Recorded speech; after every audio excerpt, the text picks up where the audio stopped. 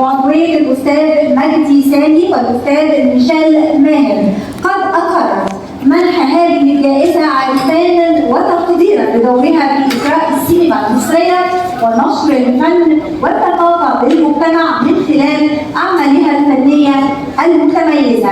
جائزة الريادة السينمائية. جائزة الريادة السينمائية للفنانة القديرة سميرة.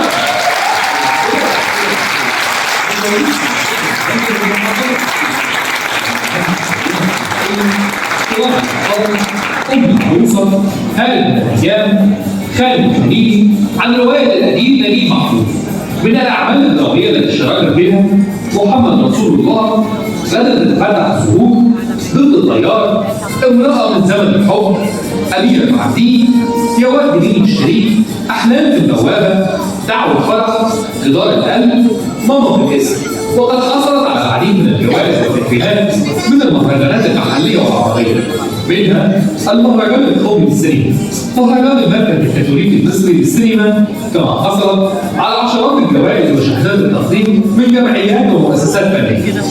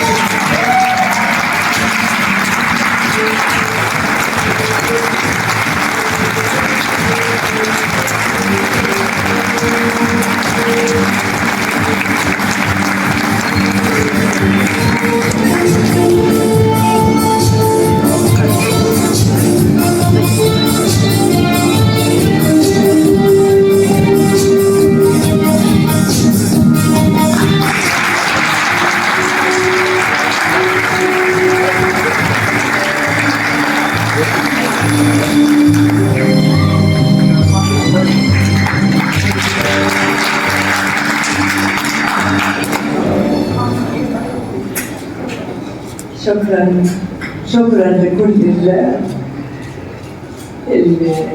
قاعدين كلهم. بشكركم، بشكر الأب بطرس دانيال باهتمامه بالسينما واهتمامه بيا.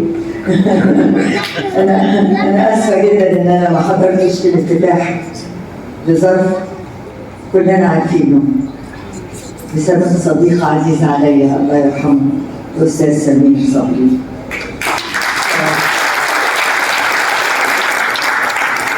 فكنت أقدر أنا على المسرح هنا بعد ما كان وعدني إنه يجي معايا ويحضر الافتتاح ده ويهنيني على الجائزة الكبيرة اللي اداها لي المركز الكبير.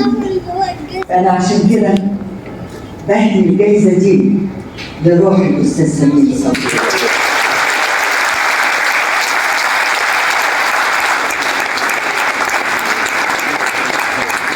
أقل حاجة أعملها له لأنه كان صديق عزيز عليا جدا جدا وأخ، وهو برضه من رواد السينما اللي مش هيتعوض ومش هيتنسى.